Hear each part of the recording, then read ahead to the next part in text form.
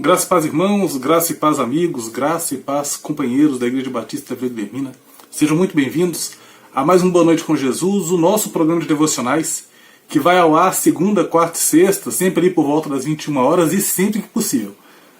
Semana passada não pude gravar, estava fora da cidade, mas Deus tem abençoado e as devocionais que têm vindo ao ar têm vindo para consolar, para confortar, para aquecer, para alegrar, para encher de gozo e paz o teu coração e te garantir sim uma boa noite com Jesus.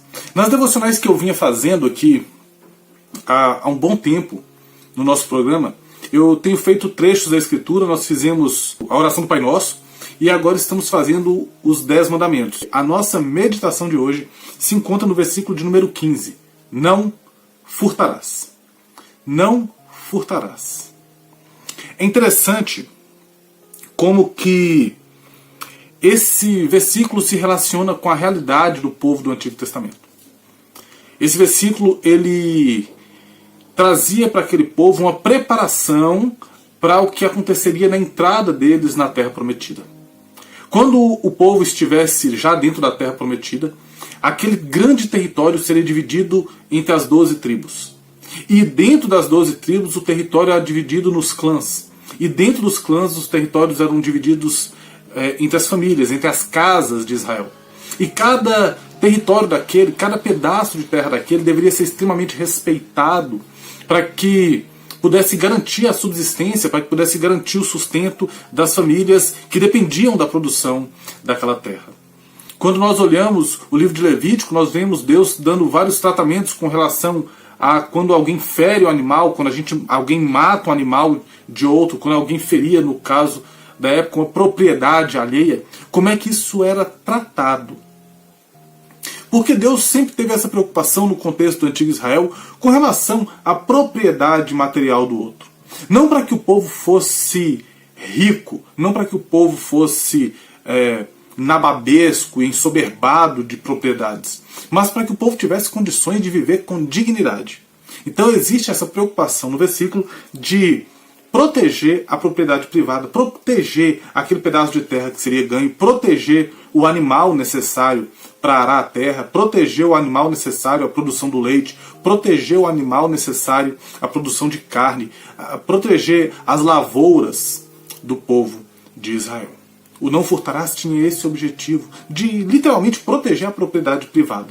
Ele ecoa e ele vai acabar ecoando no livro de Provérbios, capítulo de número 22, versículo de número 28, em que diz assim: não removas os marcos antigos que puseram os teus pais.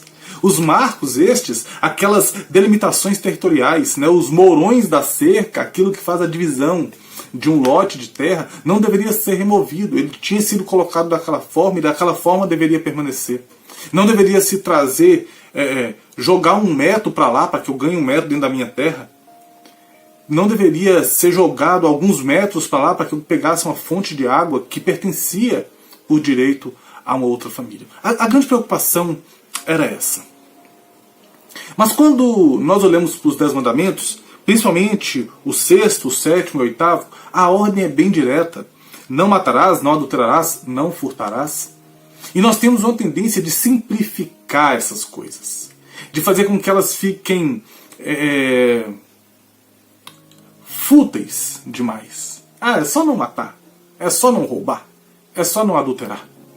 Esse pensamento era o pensamento dos fariseus, esse pensamento era o pensamento dos escribas, esse pensamento muitas vezes era o pensamento dos discípulos de Jesus. E por isso Jesus se preocupa em trazer luz sobre a lei, se preocupa em explicar a lei de uma forma melhor. E ele mostra a amplitude que cada um desses mandamentos tem. Quando ele fala que o adultério não é apenas você se deitar com uma mulher, mas você olhar para ela e desejá-la no seu coração. Você já adulterou com ela. Quando você olhou para ela com intenção impura, você já adulterou com ela. E quando a gente pensa em furtar, dá na mesma.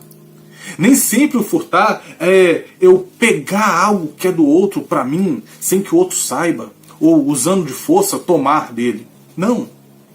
Muitas vezes nós conseguimos furtar coisas das pessoas sem que necessariamente tomemos coisas das pessoas. Como?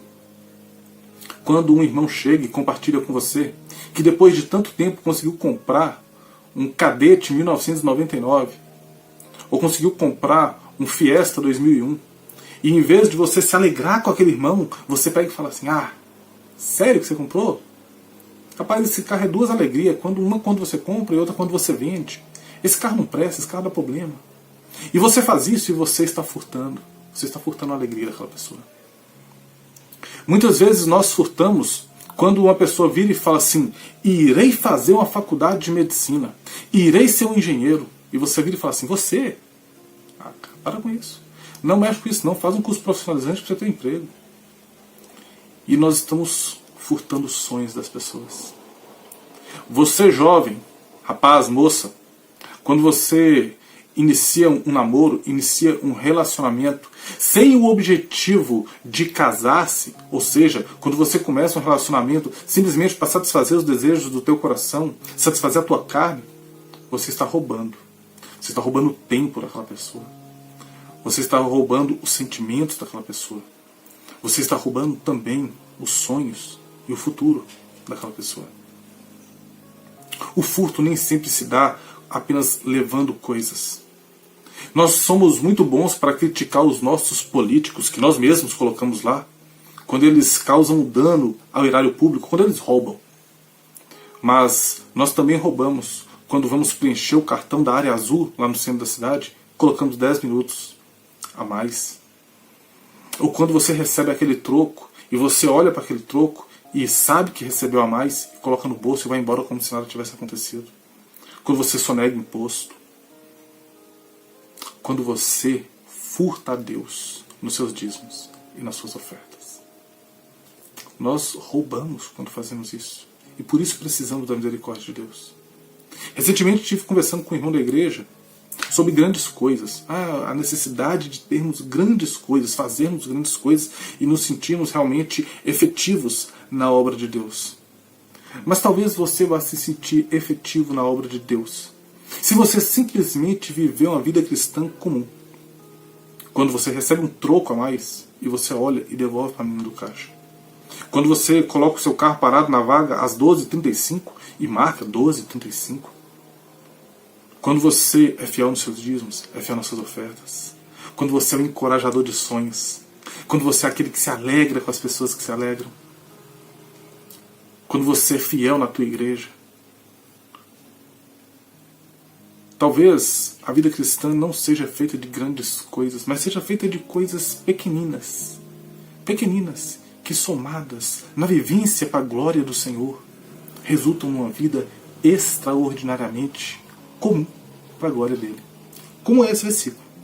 Não furtarás. Seja fiel sobre o pouco e sobre muito o Senhor te colocará.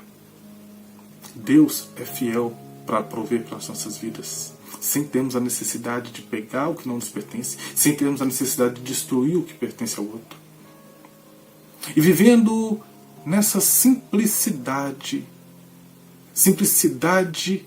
sofisticada dos mandamentos do Senhor, nós iremos viver uma vida extraordinária para a glória dele. Que Deus te guarde, Deus te proteja. Mas antes de encerrarmos a nossa devocional, eu te convido a orar, como temos feito todas as vezes. Feche seus olhos, baixe sua cabeça.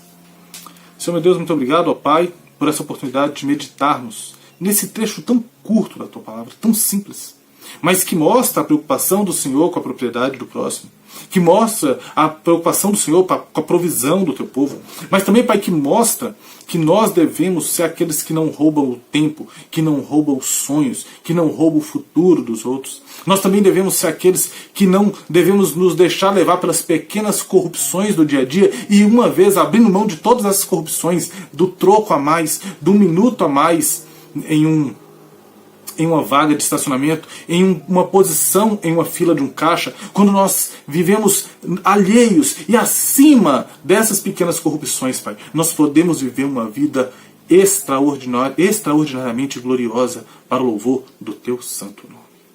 Pai Santo, toma os nossos corações e nos ajuda a, olhando as pequenas oportunidades que a vida nos dá, as pequenas coisas e os pequenos momentos que o Senhor nos proporciona, possamos encontrar nestes oportunidade de glorificar o Teu santo nome. Essa é a nossa oração, no nome santo de Jesus. Amém e amém. Então é isso, irmãos. Que Deus os guarde, que Deus os proteja, que Deus esteja com cada um de vocês, que Deus conceda a vocês verdadeiramente uma boa noite com Jesus. E até o nosso próximo encontro aqui no canal da Igreja Batista da Vila Guilhermina. Fiquem com Deus e tchau, tchau.